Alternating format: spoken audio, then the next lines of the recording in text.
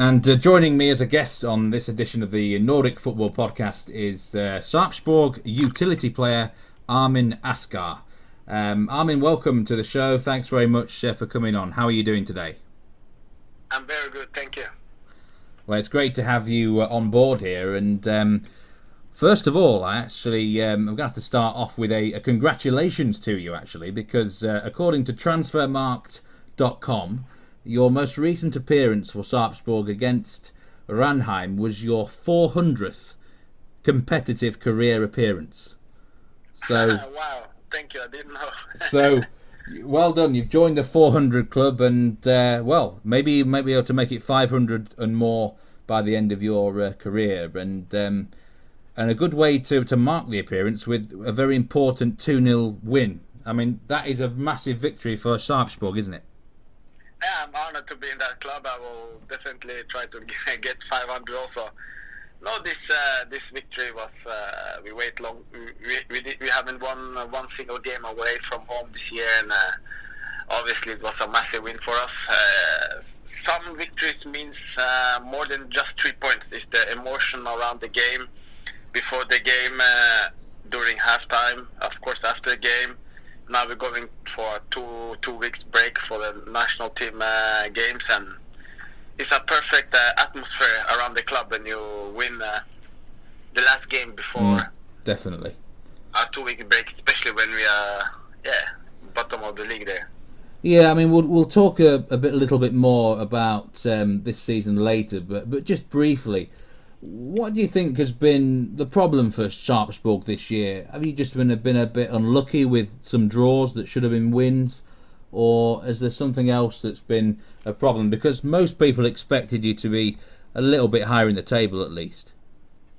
Yeah, of course. We had many good seasons now, and especially after Europe last year, and we had high hopes for our team this season. Everybody expected much from us. Pre-season looked good, of course. Sometimes you win these big games in preseason, but it doesn't mean anything. But anyways, everything looks good before the season starts. We start home to Molde. We should have won, but we ended up drawing, of course, at home, and we picked up a lot of injuries. Myself was injured a lot in the first part of the season, and especially at home, we haven't won. We drew so many games we easily used to win before, and then we just came in a bad circle, and we kind of never get out of that circle. Either we draw or we lose, or we're up 1-0, 2-0, we give it away, and it's just been like the story of our season. It's unlucky sometimes, but in the end, it's after so many games, the luck. You can't speak about the luck part anymore. Then it's more about like skills and not coincidence. Yes, it can be difficult when you get into those sort of cycles. So, let's talk about Armin Askar, the player then. And for the listeners who don't know too much about you, currently playing for Sarpsborg in the Norwegian Eliteserien. Started his career at a club called Moss in 2003 as an 18-year-old, and then moved to Fredrikstad, and has also had spells at Brann, Sarpsborg on loan, and then also a spell in Turkey. So it all started for you at Moss in 2003 as an 18-year-old. You moved to Norway when you were 2 years old, according to Wikipedia. So what was it like for you growing up in Norway? Did you come through the Moss youth system there? No, like most foreign kids, you grow up in a suburb place in your city. I grew up in Moss. We had these 12 blocks, a lot of foreign kids playing football all day in, day out. And I played for my childhood club, is Kambo. I played that until I was 16, and I actually only played 1 year in the youth in Moss. Moss used to be in Eliteserien. So when I came to Moss was 2002. I was 16, the club was in Eliteserien, but they went down. Next year I was 17 and I joined the first team, and that's where I started my career. But so I didn't really go through the system. I was just in the system for 1 year. So you spent 5 seasons at Moss in the what was known then as the Adeco Ligaen, which is now the Obos Ligaen, and 5 seasons there. What positions did you mostly play when you were at Moss? And when I came to Moss, I was a central midfielder. But when you came to the first team, it's like, you see a young boy, he's fast.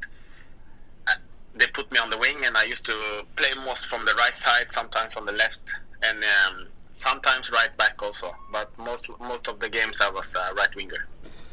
You have an incredible versatility in terms of positions. I have to say, I've been keeping player records in leagues that I analyse for over 10, 15 years now. And, I list down primary positions, secondary positions, tertiary positions. I list you down as pretty much, you can play nearly every outfield position, which is incredible, really. I mean, has that always been the case, or is it something that you've developed as the years have gone by?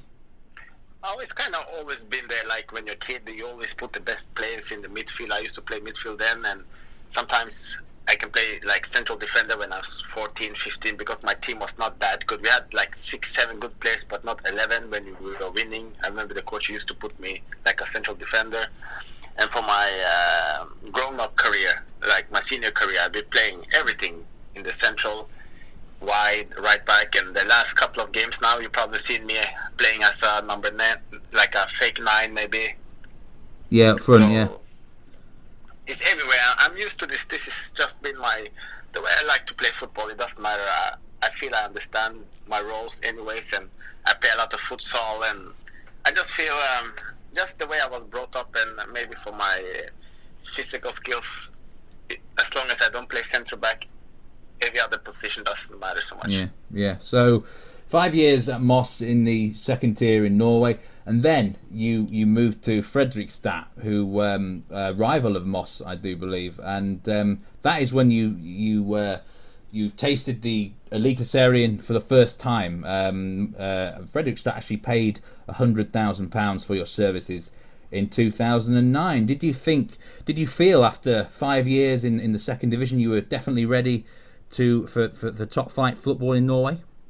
No, but those 5 years was long 5 years, because I remember after my third season, that was the first time I really wanted to move, and Fredrikstad already then tried to buy me. Moss was saying no a couple of years, and like a couple of transfer windows in the summer, and then after the summer, and then the next summer. So I was a little bit frustrated the last 2 seasons, I remember, in Moss, because I felt I was ready for the first league. I was playing national team. Yeah. Many of my teammates there was playing first team. I was first league, and I was feeling I was good enough for that. And the clubs want to bring me a couple of clubs, but Moss, they put me on I signed a long contract there after my first year, and kind of got stuck there. So when I came to Fredrikstad, I was over ready, if you can say that in English. Do you think that you're actually a good example of sort of learning your trade in a lower league for a few years, and then you're fully ready for the top league? Do you think even today that teams in the Eliteserien should maybe take more of a chance on guys in the Obos-ligaen rather than sign some random foreign players? Yes or no. All depends on, of course, of the age. When I came to Eliteserien, since I was 17, I almost played every game for Moss. So most players at my age, 17, 18, plays for second team when they're in their first league. Then you play like in third division or fourth division or something like that. So my experience I had a lot of experience when I came to Eliteserien. But it's all about scouting and economic. You can see some clubs, especially after the finance crisis, started to put more money on youth, or they didn't have money, so they have to gamble on the youth. And that went well. You start buying average foreign players. So I think as long as you don't buy, you're not buying average foreign players, it's better. Then it's okay. But if you're just going for average, it's better. I prefer you bring from your second team or your youth players, or from second division. Yeah. Give them more of a chance. And so you had a few years at Fredrikstad, which certainly looked quite interesting. Involved in some relegation playoff matches, even some Europa League qualifiers there at Fredrikstad. And then in 2012, that's when, according to Transfermarkt anyway, that was your highest market value. You were worth over £1 million back in 2012, Armin. Then you moved to Brann on a free transfer, and your first 2 years there, certainly statistically, would appear to be perhaps some of the best of your footballing career in terms of goals and assists. You played regularly on the right-hand side of midfield, right wing at Brann. Were they good times for you at that club? Yeah, I had a nice time. Actually, they bought me for €1.5 million. My contract was not finished yet in Fredrikstad. All right. Yes. So they bought me before my last year of my contract. I went to Brann and it was nice. It was a little bit different. It's the first time I played so offensive role. We played like 4-2-3-1, very freely wingers. I remember we had Bentley or Huseklepp on the other wing. We used to switch during the game. I didn't have so much defensive obligation at that time, I remember. So I very enjoyed that year. I remember I scored 8 or 9 goals. I got the best goal of the season. And it was fun time, nice players to play with. And I got top scorer on the year after, I remember, 2013. Do you think that sort of having a more settled position for a couple of seasons helped you out there, that you were regularly on that right-hand side? No doubt. When you play regular position, then you play it every day on training. Your head is only focused on one of the wingers, and just the way we played in that team. We used to concede a lot, but we used to score a lot. So it was like kind of perfect team to play for, like stat-wise. I remember how I was feeling, and when you play the same position every game, week in, week out in training, everything just feels natural. You don't have to play right back from Monday to Friday, and all of a sudden Sunday you play left back or midfield or so. Of course, it's easier.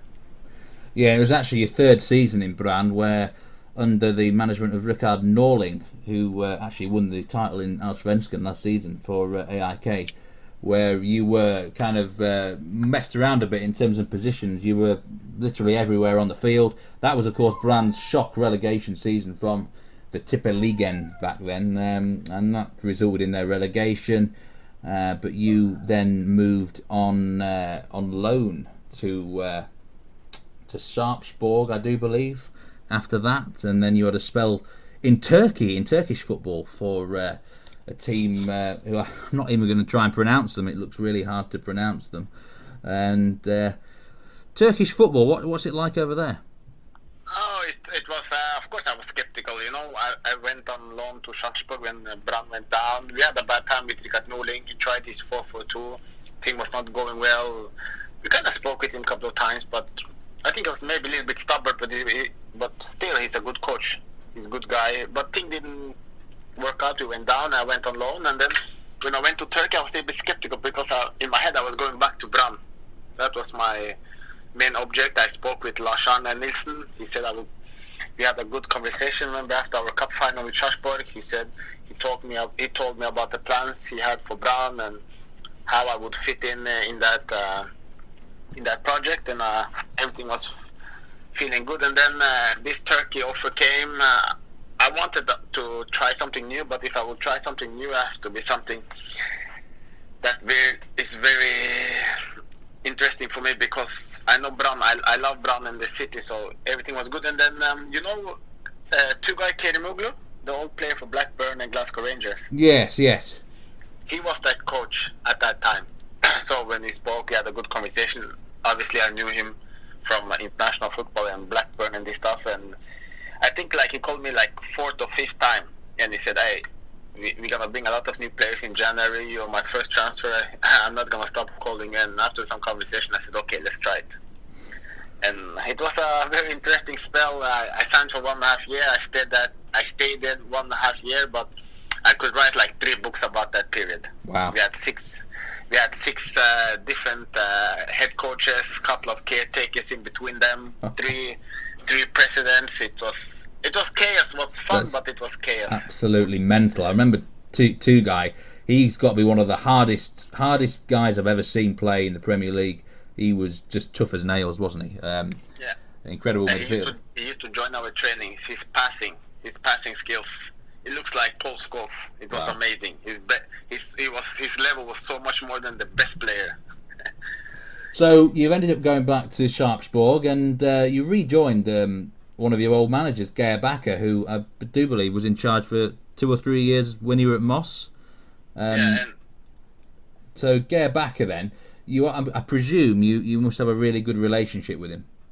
I had a very good relationship with him when I left Moss. He already left Moss before me to Stabæk. So the year I went from Moss to Fredrikstad, Stabæk also came with an offer, and I was supposed to go there. But I think what they told me was Stabæk. I think Stabæk gave 1 million Norwegian for me to sign and to Moss, but Fredrikstad obviously gave the same, but they gave another 500,000 Norwegian after a couple of games, and then this price was better, so they sold me there. So me and Geir had a good relationship since Moss, and of course, if he wasn't in Sarpsborg, I will never go there the first time or the second time. So what is it like playing under Geir Bakker? How his coaching methods, his tactics, often a 4-4-2 at Sarpsborg. Obviously, it must be a system you enjoy. I mean, he's actually achieved some great things at Sarpsborg, with often limited resources. What would you say his biggest strengths are as a manager and coach? For me, he's a people person. He understands players and people. He relates very good. Sometimes you have a good coach is good on tactic, or just coaches that are just good with people. He has both, especially the part with people. He can read the group very nicely. He knows which players that's good for his philosophy. Obviously, we are 4-4-2 team, and the club's identity is Atletico Madrid. So every time we try to make a transfer, it's very easy. They kind of paint the picture for us. This is what we want, and they want players that train good, and he's very honest on his feedbacks.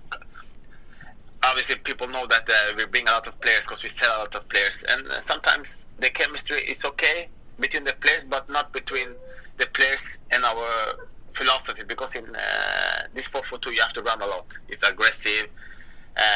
It's very clear identity. So with Geir Bakker, you never have to second guess his opinion or what it means about anything in football. I play a long time now. I had many coaches. Some coaches is like you can have a meeting with a coach, you go out of the meeting with more questions than when you went in. They kind of speak but doesn't have anything. But Geir Bakker, this is probably the first season he's come under any sort of I wouldn't say pressure, but maybe some questions. How do you think he's been handling this season when results haven't been so good? Has it been a different sort of challenge for him in terms of motivation and lifting spirits? Of course it's different, but because of his track record also, I think, in 2015 we came to cup final, 2016 was like 5th or 6th place, and then the 2017 he had the 3rd place in a new cup final, and obviously we had the Europa League last year, so you have a lot of history with the club. You've done a lot of good stuff, so plenty of credit in the bank and a lot of respect. So you know that you have done a lot of good things for like 4 or 5 years, and then of course obviously you have different role in the club, and he looks very confident. He knows what he wants. He had success for many years, so he hasn't lost that confidence, and that's what I think is the problem with many other clubs. You have some coaches who just don't have the same, and they freeze. They have mental freeze. They lose their motivation. You can see them. They start to lose weight and all that stuff. So, but you don't see this around here. So you mentioned that Europa League incredible run you had there. I mean, for you personally, I'm guessing that's got to be one of your career highlights to qualify against all the odds and then compete very strongly in the actual Europa League group, where you even had a chance of qualifying. So talk us through that run in last year. It must have been absolutely brilliant for everyone involved at the club. Of course it was. It was just a journey that started. We went to Iceland. We play against Vestmannaeyjar. It's an island outside Iceland. Icelandic people don't like to go. So but we were lucky with the weather when we went there, and we won there. We won home. We went to Swiss. We played St. Gallen. We won. We go to Rijeka. it was a little bit hostile there, but it was okay.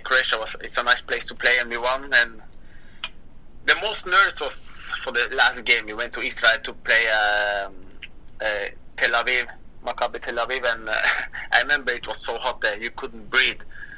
Your mouth was dry after 5 minutes. You go take some drink on the sidelines. After the first drink, the kids, they picked the balls. They threw away our drink. So it was struggling a couple of minutes there. Us on the left side there, and we got a penalty in the end of the game. We won. We went to Europa League, and it was just an amazing journey.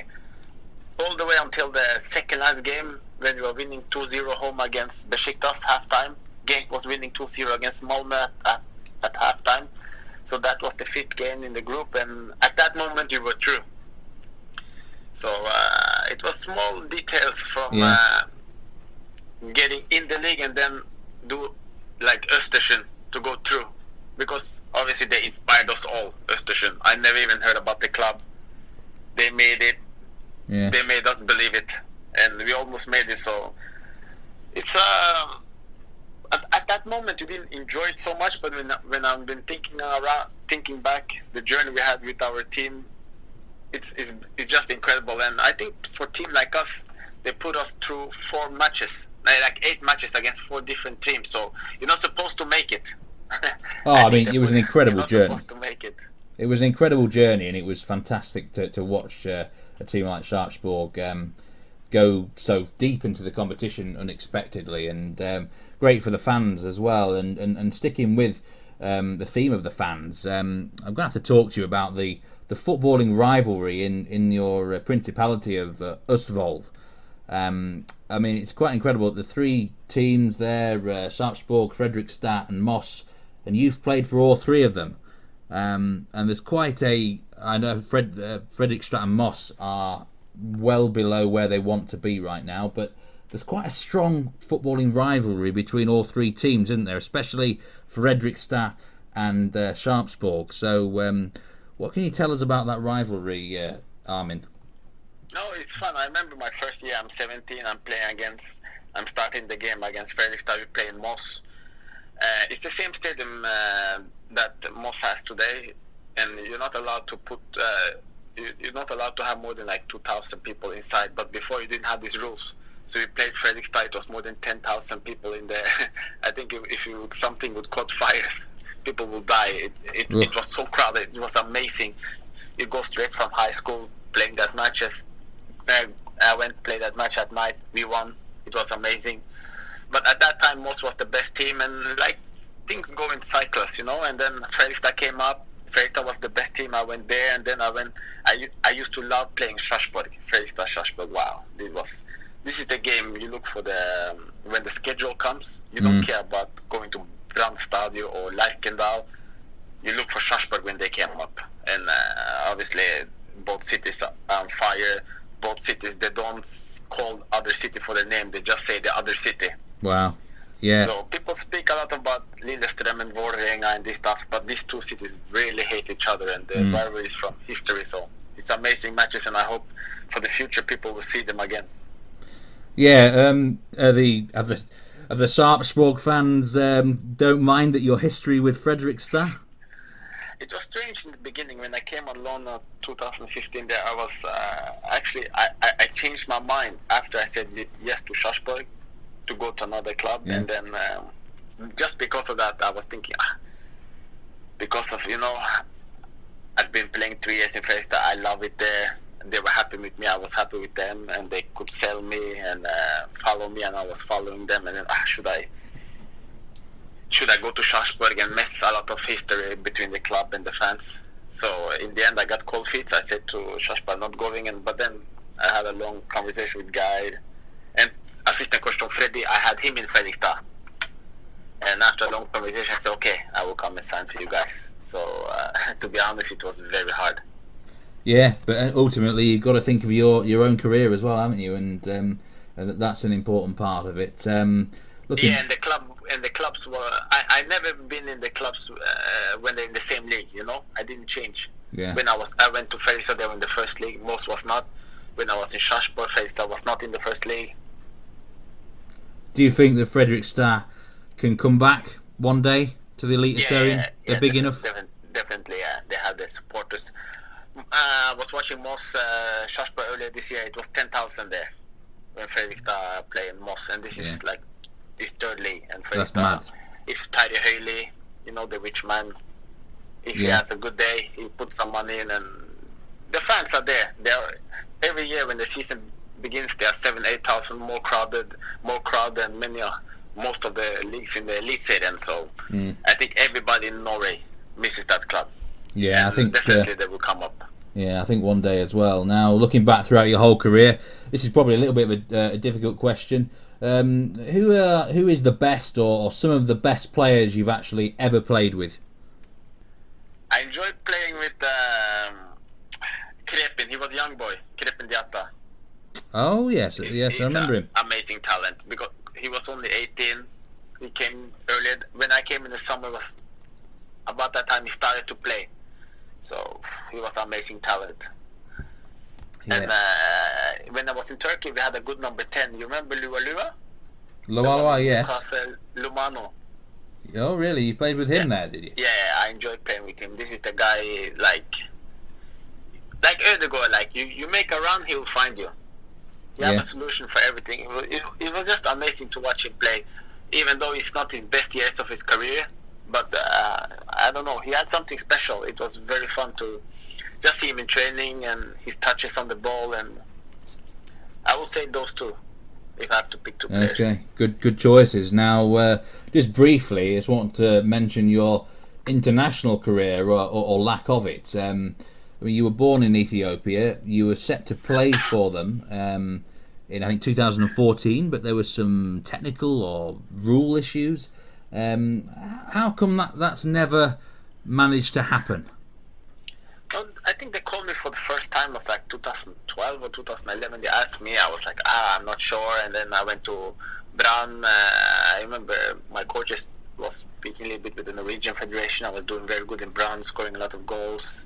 But obviously, you have a lot of Norwegian players who play abroad. So it's normal. Those go to national team. But anyways, so I was thinking, I don't think this is nothing for me. And then 2014, in the end, I said, okay, let me try. I went down for 2 weeks there. We're gonna play Algeria and one other team, but it was some problem with my papers because I've been playing for youth teams in Norway, so they have to do some paperwork issues with FIFA, and obviously Ethiopia is Africa.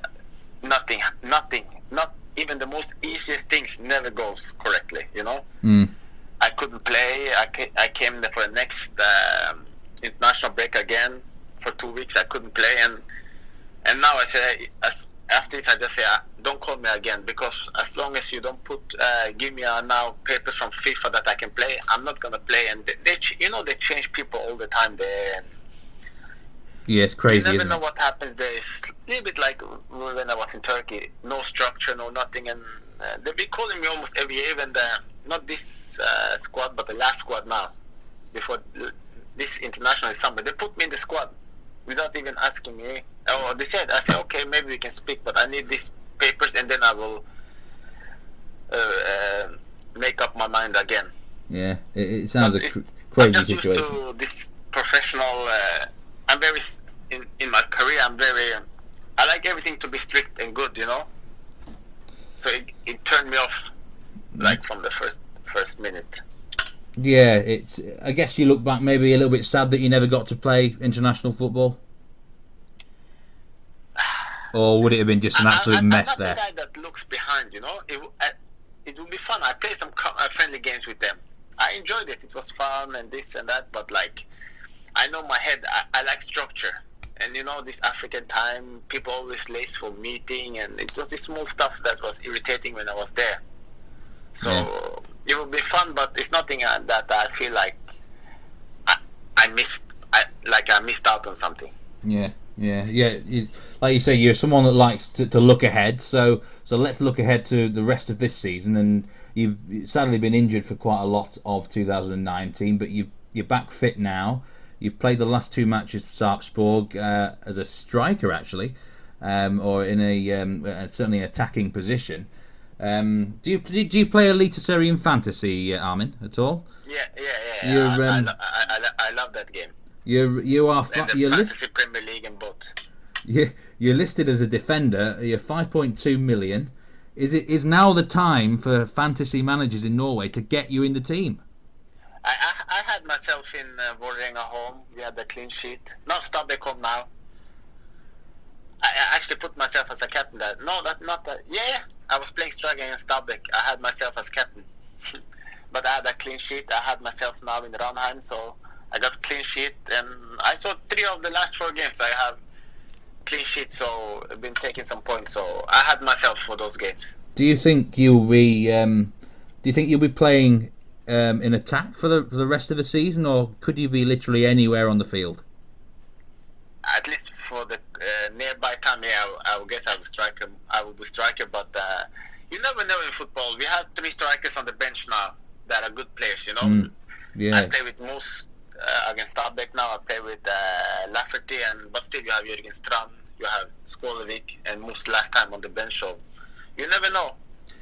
Yeah, so I mean, I guess some people might be surprised to see you in the team playing in that position when you've got Moose on the bench. But maybe, do you think Gerbach really trusts you? He knows you well. You're an experienced player. Is that sort of thing really important when you're in this relegation battle? Yeah, of course. Moose is also experienced. He helped all the students, good say in the relegation. So I know we got a good player there that have been in these situations before. But the way we play also is a little bit about our identity, like the way we press, the way we play. Obviously, when we play with Carl Lafferty, he's not the running guy, but he's like a tall, big, like Niall Quinn, you know. Yeah. He's big man fighting, and at least that's what they told me is Niall Quinn. And I think they see us as a good partnership. One big guy, one that runs a lot and is fast. And they told me after the last game that I break the record on this GPS for running these kilometers and more than the Champions League of Milner last year. And so they like this also. You know, it's part of our game is to be aggressive, especially when you play 4-4-2. The players up front need to. The player on the first line have to put pressure on defense, and like you saw last year, our success was a lot with Patrick and Rashad Mohammed in front. We had a fast one and a big one. The year before, we had the same with Patrick Mortensen and Krepin Diatta. So I think they like this combination, and for these games I've been playing with striker, it's been working good for the team. So yeah, I guess it's been a good thing. So. Yeah, and it sounds like there's a lot more confidence now at the club that you certainly can keep yourself, stay up in the Eliteserien and then kick on next year maybe. So finally, Armin, what about the future for you after you've played football? Do you see yourself going into management or coaching or TV or something like that? I like both. I love football. Since I was a kid, I've been playing all FIFAs. I used to play Championship Manager. I'm always seen myself as a manager when I was a kid also. Even you play with your friends, you want to be the captain, you want to be this guy who speaks a lot to organize. Even still now, even if I play on the wing, I still talk a lot and organize a lot. And football's been my life, and I like every part of the football. So I definitely see myself in this. I wouldn't call it business because it's my passion, you know? Yeah. If I didn't get paid for this, I would still play and then work somewhere else, you know, at night or in the morning or whatever. So, yeah. You'd definitely be staying in the game then. Yeah, for sure. You will see me in football until I die. So, yes, all we can say now is very best of luck to you and the whole Sarpsborg team. For the rest of the season, I have to say, it'd be, from a personal point of view, it'd be nice to see you stay up because I think you're the sort of squad that can really kick on next year and maybe challenge up there again. But thanks very much. No doubt about it. If the league would start today, I think a lot of things will be different. But anyways, we will fight. We will fight like crazy in the end. We have 6 or 7 cup matches left now, so. Well, thanks very much. Thanks very much for your time and joining us on the Nordic Football Podcast, Armin. And we very much enjoyed this conversation. Thank you. I appreciate it. Thank you very much.